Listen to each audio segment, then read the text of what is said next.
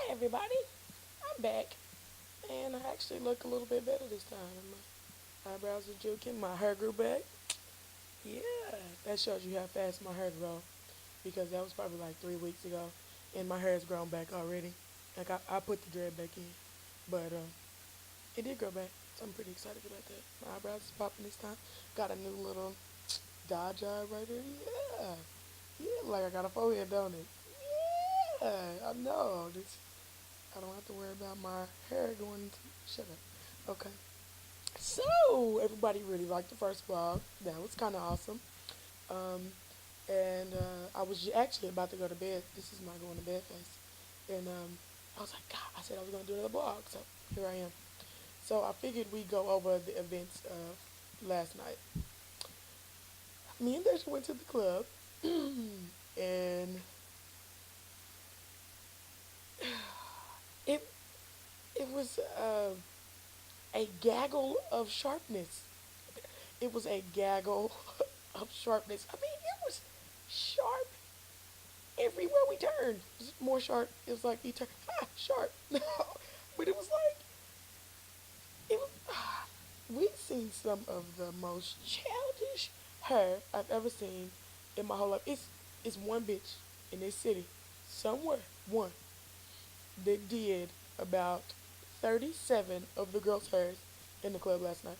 One bitch. She don't have a degree. She ain't been doing this for 10 years. No. She is just now learning, and she has only practiced on her and her bald-headed baby's head. That's the only people she's been doing that hair to. And everybody in the world, she must be doing it for the low. Like $50 in food stamps or something, because this hair is not worth the trouble. It's not worth the sitting in between somebody's legs to do this to your hair. I mean, we seen blue ponytails, color ponytails. I seen a bitch with some braids. She tricked me though, like when she was coming toward me. They was just regular going back braids, but the back bun was green. No, it wasn't green like she attached the green hair. No, the hair was braided. The green hair was braided into the braid, and then there was a green bun in the back. But she had on blue, and she had blue eyeshadow stuff.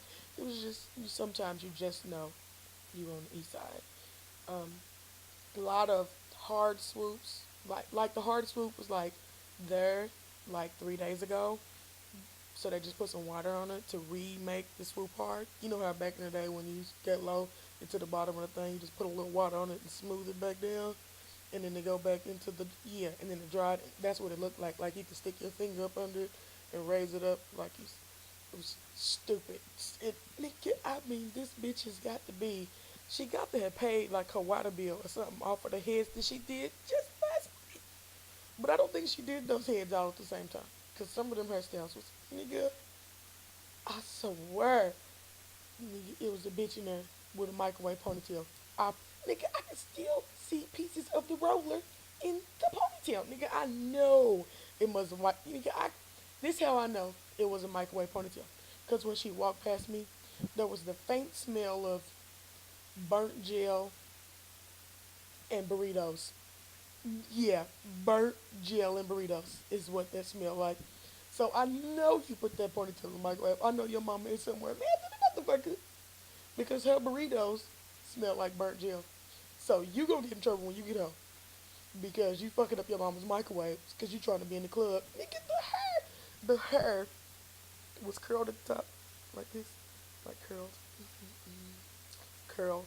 And then the hair took a turn for the worst toward the bottom of the ponytail. There was about 17 curls at the top.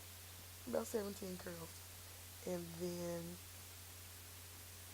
hair hanging out the bottom. But the trifling hair that was hanging out the bottom was like flipping, like she was throwing it and it was sticking on her lip gloss. And so she was throwing it and it was just stuck on her face. It was stupid. It was stupid. It was very stupid. And I was embarrassed, but I don't see how she was embarrassed. And then it was like, all of this was going on at the same time in the club. Like, everybody is, it was like everybody was prepared for Easter 89 in the club. Everybody. Because I was fresh. I'm talking about, I was fresher than a mother. I was so fresh. There was a light mist of baby powder coming off of my body as I glid as I glided through the club, as I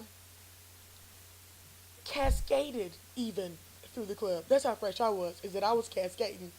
I know I was fresh. You know you fresh in the club when other chicks say you fresh in the club.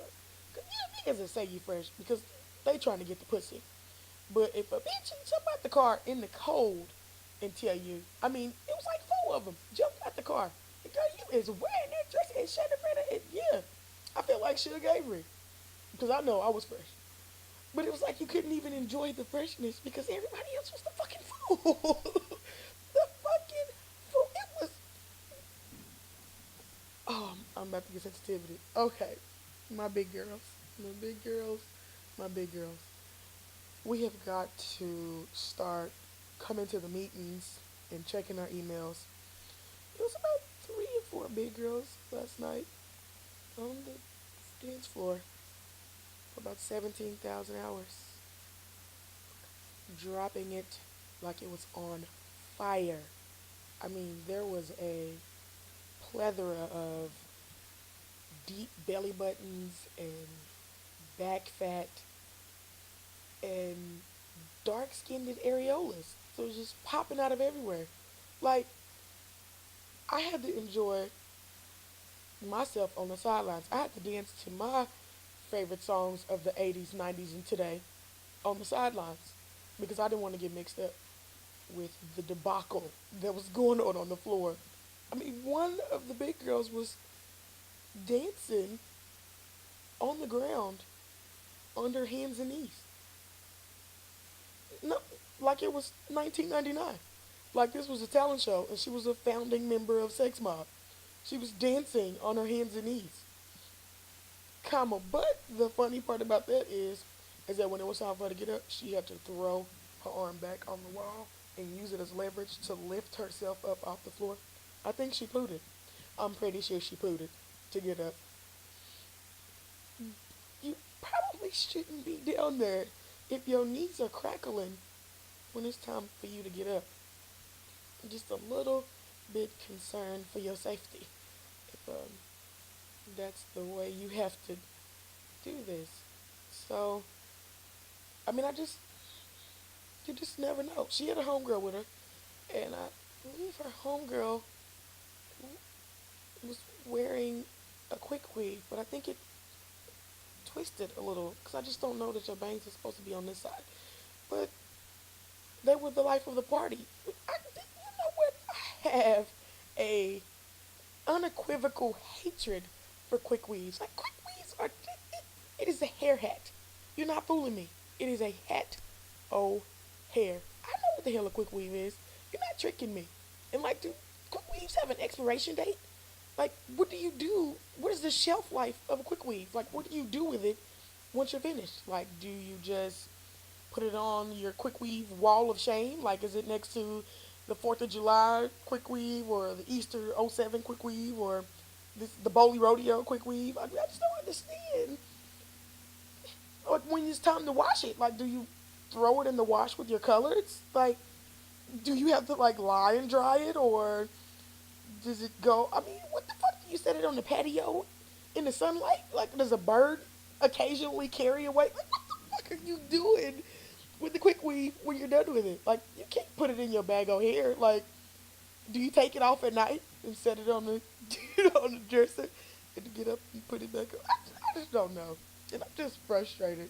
I'm just really concerned with Oklahoma City right now. Like I really love my city, and it was some bad bitches in the club.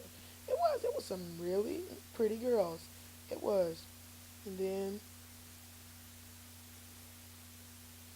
there was everyone else. It's just embarrassing. It really is. I think I'm done, but I don't think I'm done. But I think my 10 minutes is up, so I think I'm just gonna start another one because I still got other stuff to talk about. So I'll see you guys in a few.